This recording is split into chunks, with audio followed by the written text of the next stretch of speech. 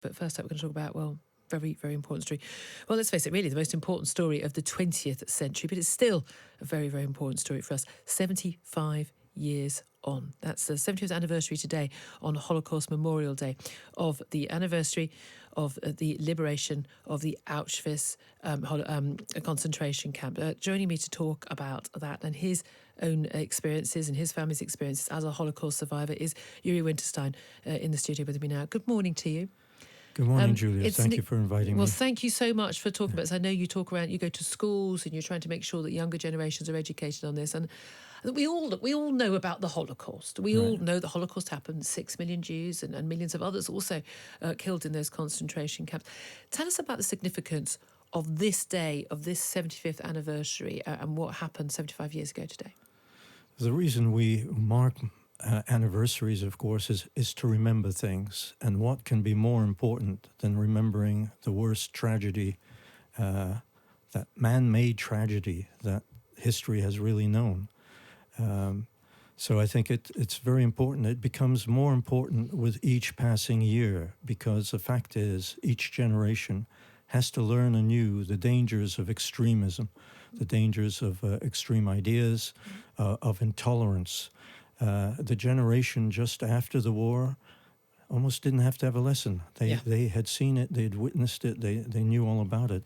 But the further we get away from it, the more important it is, which is why the work that the Holocaust Educational Trust is doing in sending people like myself into schools to talk about our experiences is so important. And of course, absolutely.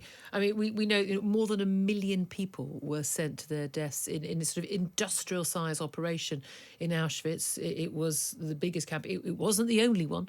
There were many others, and lots of those names are sort of imprinted on our minds through history. But it is very important to hear the personal stories. We've seen the rise in anti-Semitism across Europe and here in the UK, and we'll get on to that because it is important that we tackle it. But 9 of your wider family members were sent to Auschwitz, where they were killed, where they were murdered. Let's not beat about the bush. But during the war, your father was a member of an underground sort of resistance movement, wasn't he? Yeah, yes, he was. It's a group that became known as a working group. It was an informal group of 9 people. In Slovakia? In Slovakia. And they tried any idea they could, short of armed resistance, that they thought might help the Jewish community, not only in Slovakia, but even further afield.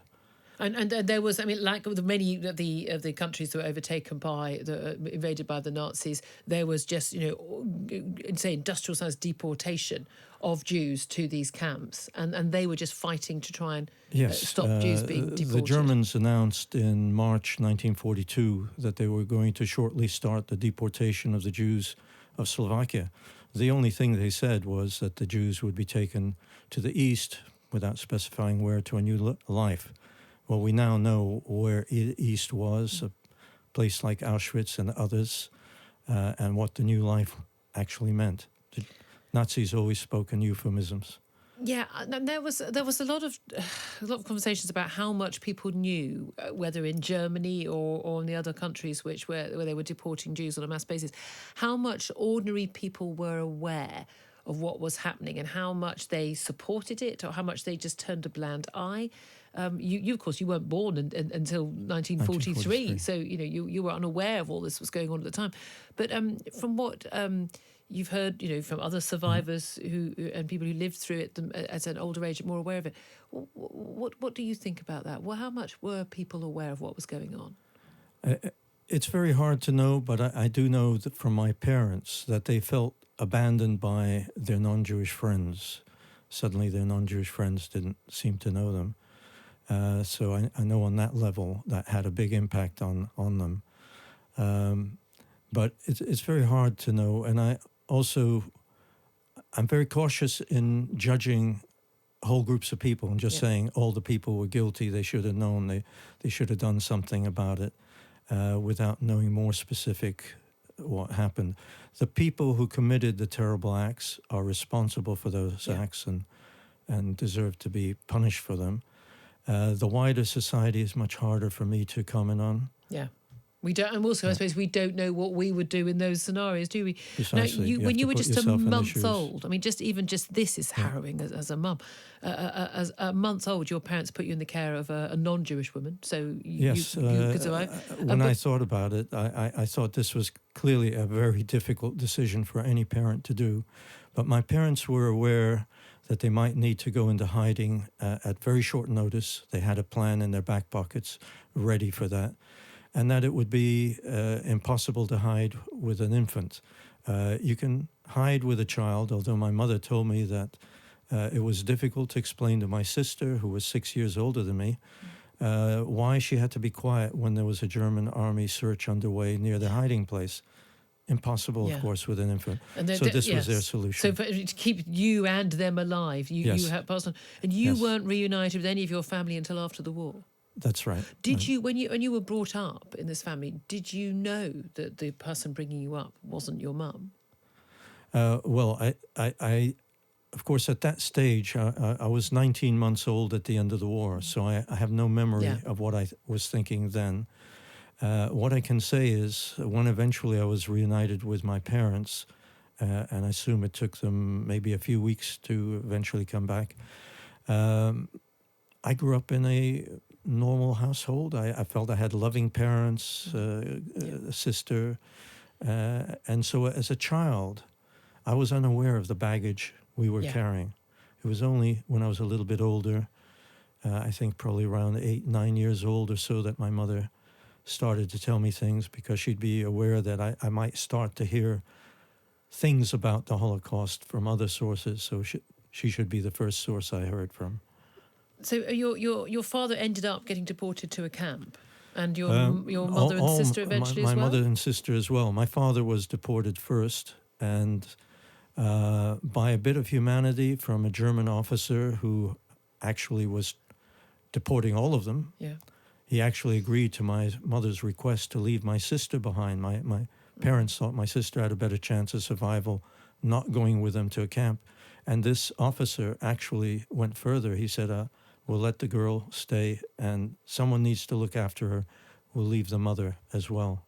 So this was this act, my sister feels, saved her life. It's extraordinary, so many of the stories that I've read and heard over the years, how often it was just random chance that people Yeah. survived. You know, people being, we talk, that famous films like Sophie's Choice, Yeah. but, we choose between your children, but just sort of someone, looking ill, so they're being sent off to the gas chamber, the gas chamber not working on the day they were Right. told to undress, being able to hide. It's a harrowing story in one of the Sunday papers yesterday of a girl hiding among the dead bodies in a hospital after Yeah. they were shot to wait to be rescued by her parents. And we hear all these stories, and it's the random callousness of the decision making, which is it's so impossible to fathom. And yet we do need to understand it, don't we? We need to understand it, because if we don't, we can't stop this from happening again. And people think, well, this is an Right. aberration. But That's but why we I need to feel know. that the work that the Holocaust Educational Trust is doing is so important, because it's trying to educate the next generation in understanding what happened, understanding the dangers of extremist ideologies. Each generation needs to learn it again. And that's the terrible thing. It's that we do need to learn it again. Now, we've seen the rise of anti-Semitism across Europe Yes. in recent years, and across the UK. And as someone who lives in North London, a very strong Jewish community, I've been very aware of the concerns and people I know genuinely being worried about Jeremy Corbyn getting elected. And this isn't an anti-Labour thing, but this particular issue regarding this particular man and his supporters, and talking about fearing a prime minister in charge who wouldn't tackle anti-Semitism, and fearing for their own and their family's safety, and looking at moving abroad.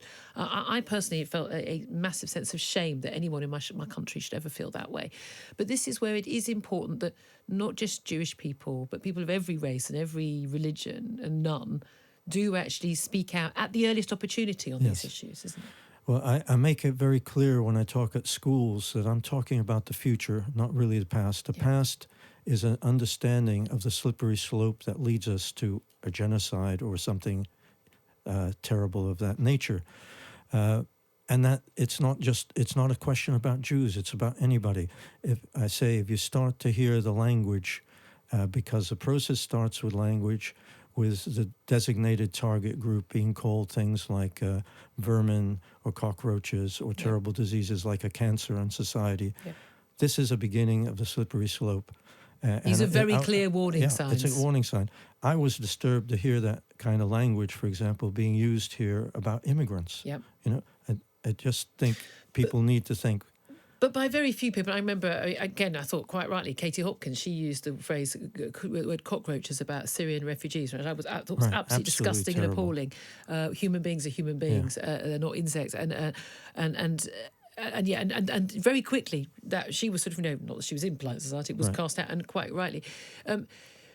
Why do you think, though, just funny, why do you think that, say, my generation in my 50s, why, and the next generation, the children now, my child now, why do they need to be taught this again? Why do you think that there's still people going around, well, they claim, I don't know how they can possibly believe with the wealth of evidence, that the Holocaust didn't even happen, that the numbers have been exaggerated and it didn't happen at all. Why do you think people are willing to suspend their faculties and think that? Well, actually, I think it's the distance that makes that more and more possible. I never heard of Holocaust denial when I was young. It's something more recent.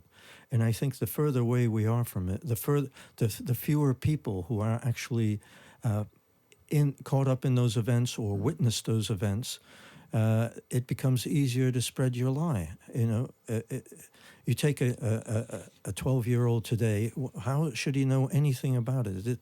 It's like ancient history. It's like the Romans to him, almost, at that period. He knows nothing about it. Someone tells him, it couldn't happen, it's exaggerated. How could it happen? And I sometimes say to people, almost 1 million people were killed in Rwanda in a matter of a few months, and simply with machetes, by and large. So you can kill a lot of people very quickly. Yeah, we're constantly they told. Were sort of saying, you couldn't have killed that many people in that period of time. And again, we've constantly told never again, and then we did see what was happening in former Yugoslavia, in Rwanda. Well, this is a we've seen terrible what's been thing. happening in Syria. We've seen again.